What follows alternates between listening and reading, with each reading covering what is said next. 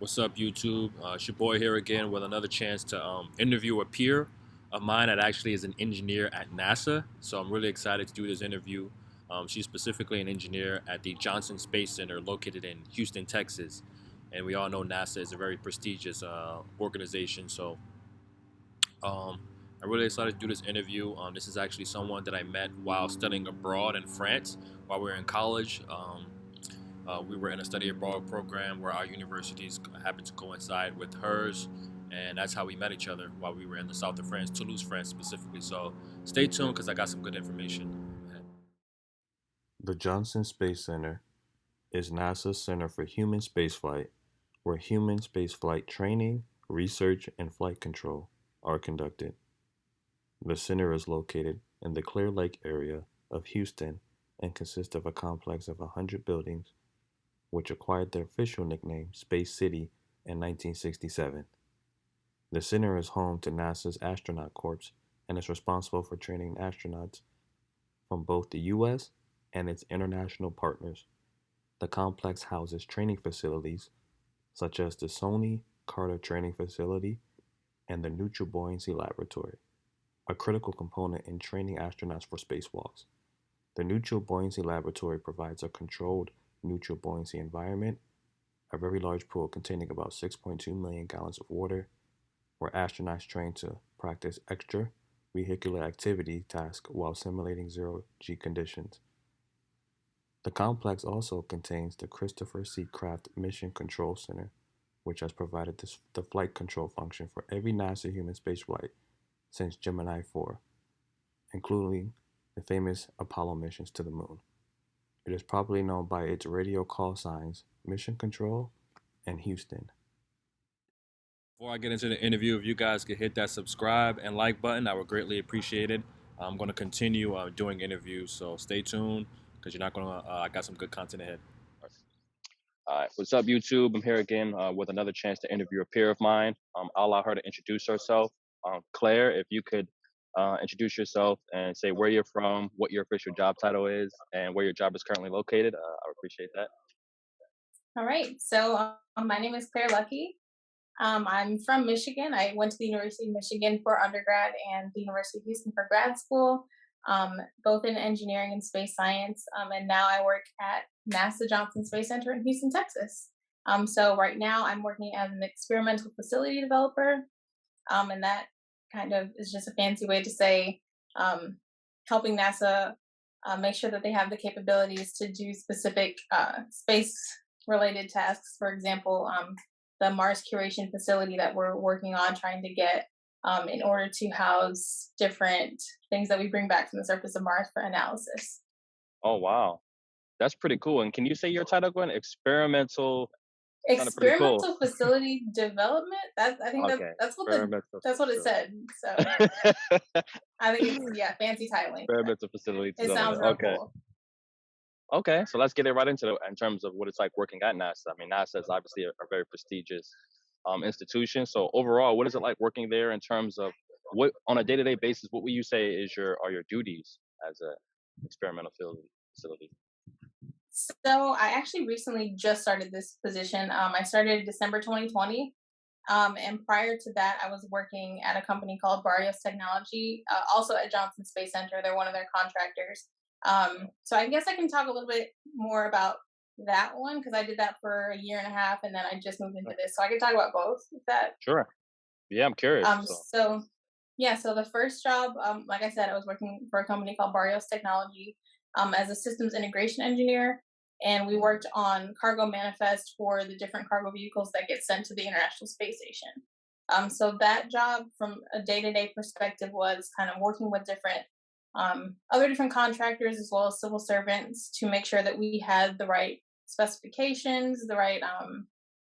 I guess it's kind of a lot to get into, but essentially just making sure that the crew has everything that they need that gets sent up, like food, supplies, different science experiments, depending on what kind of experiments they're sending up or they want the crew to do at a specific time. So just kind of integrating all of those different people and systems in order to make sure that things arrive safely to the International Space Station. Wow. So that's what I worked on for about a year and a half before moving into I'm actually a civil servant now. Before moving into my civil servant position, and right now I work more kind of in contracts and working with different architectural engineering firms to help kind of build or specify the different facilities that we need on site. Does that make sense? Did I explain that I well? think so. No, yeah, I think you Okay. did. So that's pretty cool. Okay. So did you say the previously company you worked for, they were a subsidiary or a contractor to NASA? Yeah, they're a contractor. So, Okay, a um, contractor. at, yeah, at Johnson Space Center, at least, think I want to say like 60 or 70% of the people that work on site are contractors. So we've got like Mm, Northrop Grumman, Boeing, Barrios is a smaller company, it's a small business. Um, uh, Leidos, different contractors like that that work mhm. directly with civil servants to provide some kind of service that helps with the overall mission. But essentially, they call it like a badgeless environment where it's not like, okay, the contractors go here and the civil servants go here. It's they're all working kind of cohesively for different on different projects. Mm, that's pretty cool. Mhm. Yeah, that's the one thing that was actually brought to my awareness about NASA was that, I used to think growing up NASA did all of the details themselves, but you realize that they have a lot of contractors. And a lot of times that's the best way to kind of get into NASA is to work for one of their contractors. And so that's pretty cool that you worked for one of their contractors as a system engineer. Would you say that there were any skills you learned from academia that helped for your first and second job? Like, are there any skills you use? Do you do any CAD work or do you use Excel? What are some skills you think you translated well? I think Excel is definitely an underrated It is, right? skill. Like people kind of brush off Excel I in certainly did. college, like, oh, it's just Excel. I know how to do that. But Hmm. my first job was tons and tons of Excel, and that is like an invaluable skill that I'm glad that I actually took the time to learn because um, it was probably more than 50% of the job was spreadsheets, data, all kinds of stuff Yeah, in Excel. hmm yeah. I Um, totally agree. Excel is underrated in yeah, terms of like how many courses. definitely underrated. So if you're in college and they have some sort of Excel course and in your engineering, take it. It's a great skill to have to Take throw on that. your resume. You'll use it every day. I use it in my job, Take that. and so yeah, that's great. That's a good answer. So working at NASA currently, do you say what is it that you like the most about working there? I know you said you're in a. Are there specifically? Is it a cool environment to work in, Germany? Are you in an environment where you see a lot of test facilities, where you get to see a lot of experimental test, or is it, what do you say you like the most about working there? I should ask you that first. So okay, yeah. So like I mentioned before, the job that I'm working now, I started in December. Obviously, with COVID and everything, we've been True, off site. true. We've all been Oh, working that's remotely, right. so I That's haven't right. really gotten to work um, in my specific project group on site Hmm. very much. However, and this is kind of roundabout because I actually interned prior to working at Barrios. I interned in the department that I'm working in now. So Oh, I okay. went intern here, Went Barrios to back Barrios, here. then back here. Yeah, Gotcha. yeah. So definitely got to experience a lot of the amazing stuff that they have on site at Johnson Space Center. So I don't know if you're familiar or if it just makes sense to kind of break it down. NASA's got a bunch of different centers across the country that do Hmm. different, like they work on different areas of space flight, or JPL works on rovers. Everyone's kind of got their thing. But Johnson Space Center is actually the center for human space flight, and so it's where Mm, astronauts train. They've got a training facility for.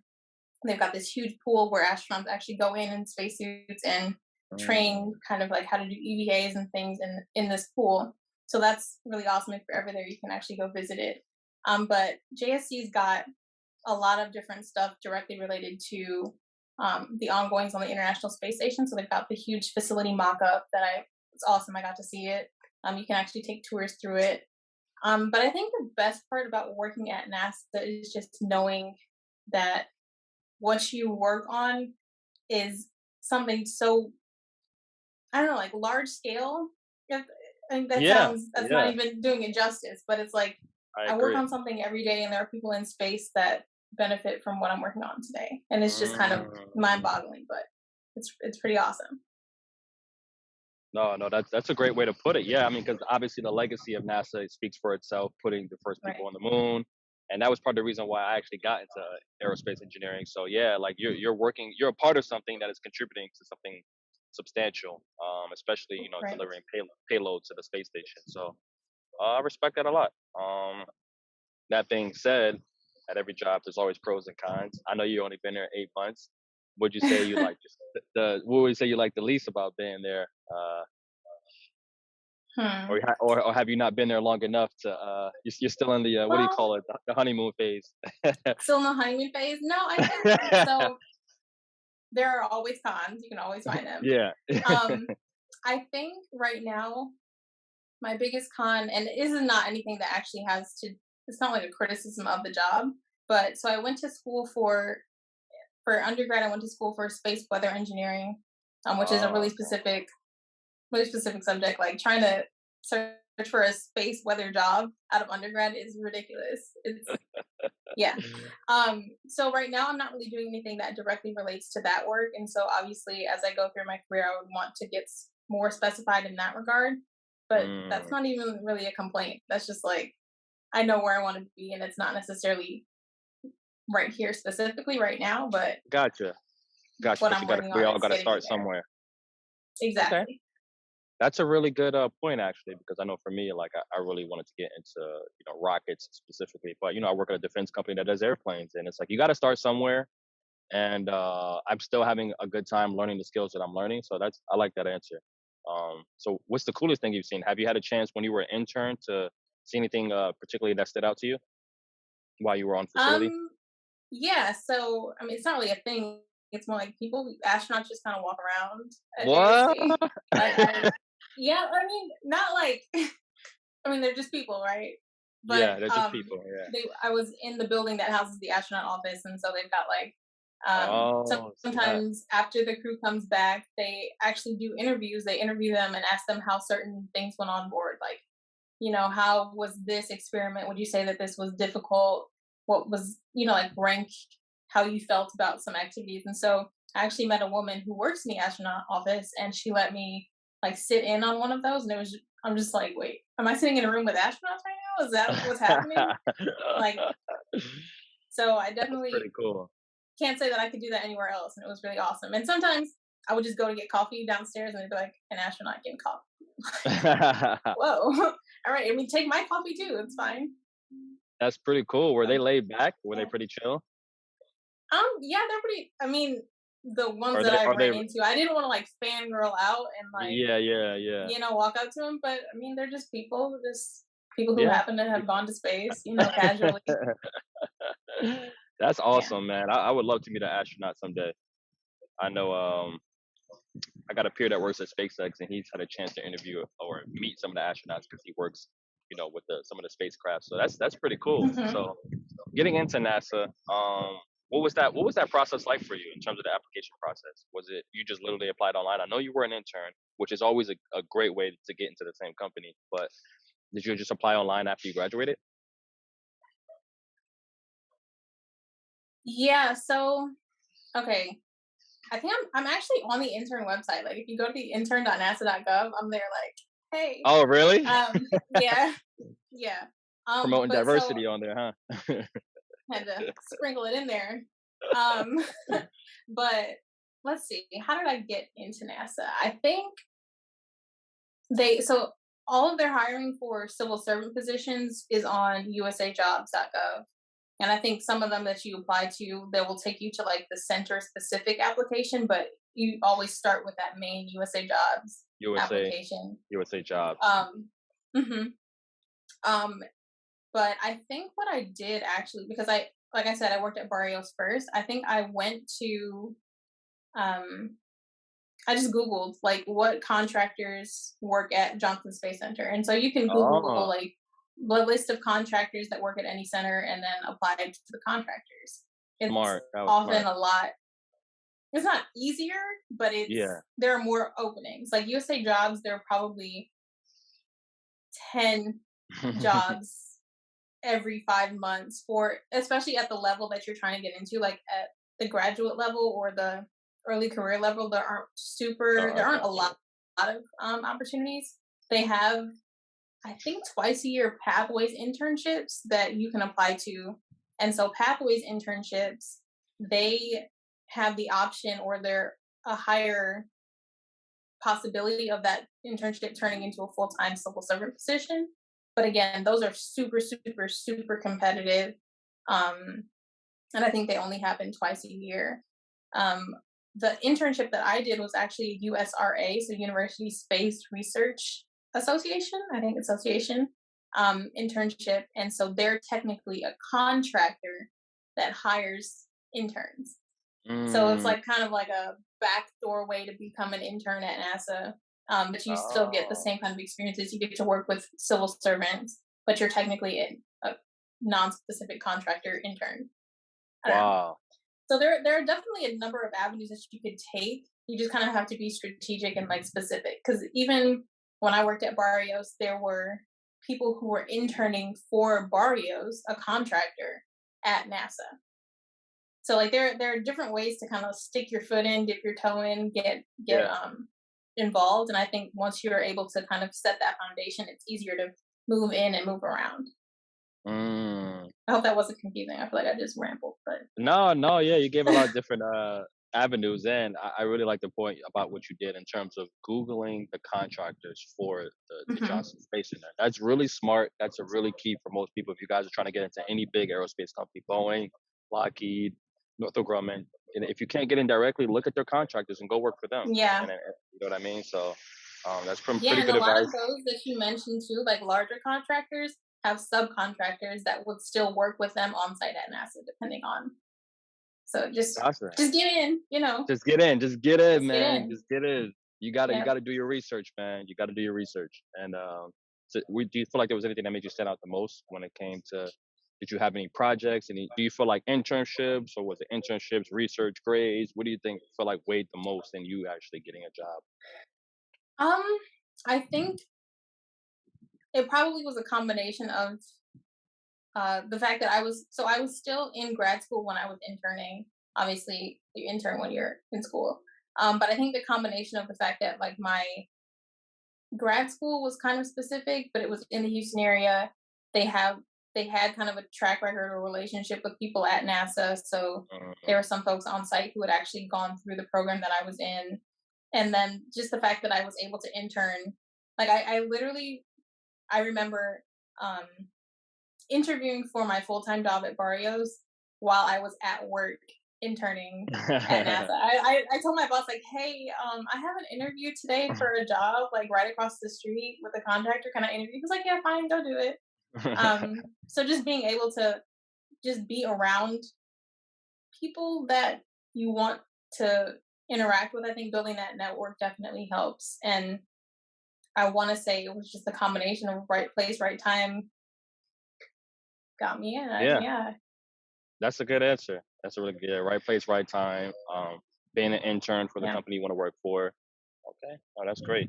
So now in terms of reality versus expectation, it's always a great one.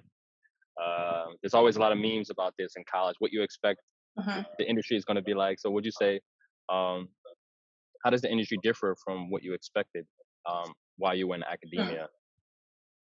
Well, I think we all, especially with places like NASA, you like just paint a huge picture like, oh, you know, I'm going to be doing all this awesome stuff right off the bat, and I'm going to be a super brilliant scientist and Mm. engineer and advance the future of space travel on my first day.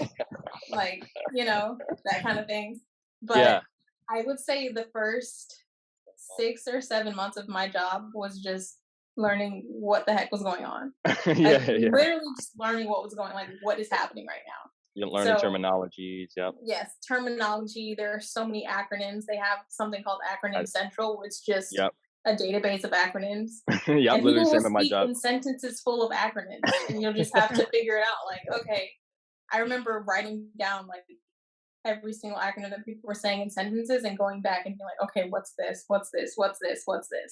So the beginning is honestly figuring a lot of it out. You're not gonna, unless you're just some savant for Yeah. something, you're not gonna start off amazing. You're going to be confused for a minute. And so I think Mm, honestly, engineering in school prepares you for that because at the beginning you're kind of like figuring it out. I think mhm. that's the key takeaway. Engineering school teaches you how to figure it out. Mm, It's not that's the necessarily biggest the thing. specific skill. It's not okay. I know Excel or I know calculus or I know this. It's I know how to figure it out. I know what I don't know and I know what I need to know. So I have to figure out how to get there. Figure out how to get there. Hmm. Exactly. I would have put you put it the best way. Where I remember my professor told us, you're here to learn how to learn, and that's what these companies are looking for. People who learn quickly and are willing to work hard to, because every job or every company has its own process, its own acronyms. Yeah, You're in college to learn how to learn.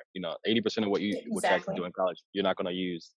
So You're not. You're not. you're not going to use it Hate to all. I say was it. mad. You're not. I hate to say you're not going to be on some notepad, taking integrals and doing stuff like You're that. not. You're definitely not. Yeah, for So sure. just So yeah, that was something that was a big hit for me. Like I definitely thought I would be doing a lot more technical work, but I realized mhm, a lot of the very technical stuff is left to the very senior engineers who've been there for 10, 20, 30 plus years in terms of coming up right. with the overall design program. So now closing out, uh, life advice for graduates. I always like to ask this, like, so are there any words of wisdom you have for aspiring engineers? Hmm. Any words? I would Words say two things. Um, the first is be intentional about what you are doing, right? I think a lot of times we kind of get carried away with where we want to go that we don't figure out, okay, what are the logical steps for me to get there? And so you're just kind of swimming around trying to figure it out as you go. And I mean that obviously works, but I think something that helped me at least get where I am now in the past couple years since grad school is actually being intentional and saying, okay, I know that I want to work here and I know that I want to do this. What are some things that I can reasonably do to help me get there as opposed to just mm, hoping that it happens? mm, Because hoping that mm. it happens is like a Yeah, huge gamble. It's probably not a going to happen. huge. It's probably not going to A huge gamble. It's probably not going to happen. happen. Yeah, no. And then I would say just kind of, it's almost counterintuitive to what I just said, but relax. Like you're going to get where you need to get.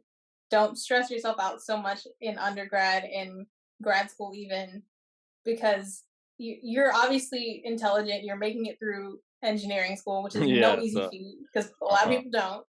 A lot It's of no people easy don't. feat.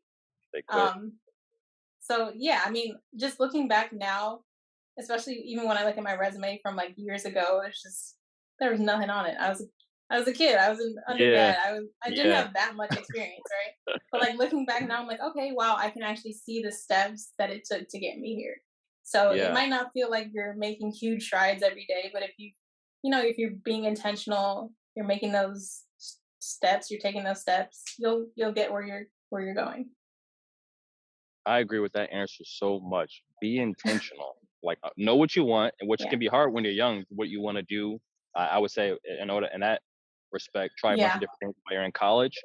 And once you know what you want, like I knew I wanted to be in California working in the aerospace industry, and I knew I wanted to get to rockets eventually or like space technology.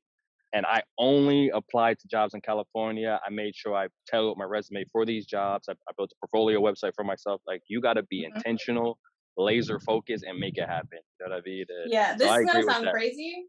This is Hmm. gonna sound crazy, but when I was graduating from the University of Michigan in 2017, I remember sitting in like a lab thinking, okay, what am I gonna do next? I knew I didn't want to start working because like I still was kind of figuring stuff out, but I was like, I want to work at NASA and I want to work where the astronauts are. And so I was like, okay, where are the astronauts? Oh, they're in Houston. Cool. I guess I'm going to Houston. And I legitimately Mm. only applied to one grad school. I applied to University of Houston. Wow. Don't do Mm. that, kids. Don't do that. That's a terrible idea. I said, don't only apply Terrible. to one, at least apply to multiple in that area or That was so. a big gamble. Okay, full gamble. But Yeah, I was being have intentional. I said, this is where I want to go, and so here we are. I decided. I made the moves, and here now. dang, that's cool to hear that you had the same sort of intentional mindset where you were like, "Where are the astronauts? I'm going there. I'm That's where I'm going. applying." Yeah. That's exactly what I did. I literally only applied to jobs in California. So Yeah. it's like, That's I like that answer a lot. You know, but it's funny. My dad said I told him this. I don't even remember this, but he said after like right before I graduated, he's like, "Oh, you got to have a plan B or something like that." And I apparently I told him I was like, "No, I don't have no plan B because that's just going to get away of plan A." Exactly. I was like, I Exactly. don't There's even only remember A. telling him that. I don't even remember telling him that, but he was like, he told me that recently, and I was like, "Dad, I said that." He's like, "Yeah, man, you was in the zone." I was like, "Yeah, man." That's tough. Sometimes it's like that. You want to have backup plans. Sometimes it works. Sometimes it works, but you know what I mean. But be Yeah. intentional, and I like that advice. And closing out that last question, since you are a female and this is an industry predominantly occupied by males, do you have any advice for young women? Yeah, that's it's I know I'm sure it's a little bit difficult sometimes. I mean, I think for a while on the team that I started working at, I was the only woman my age. There were some other women who had been there probably 10, 20, 30 years. Cool. Mhm. But I was the only woman in my demographic age. Wow. Yeah, age different. Wow. But And the only female. honestly, that wasn't any different than grad school. That wasn't any different than True. undergrad. So like True. I guess I was ready for that. Hmm. But I mean, I don't think I think if you know what you want to do, if you're good at what you do, even if there are jerks in the way, you're going to do it. Exactly. You just have to do it. Mhm.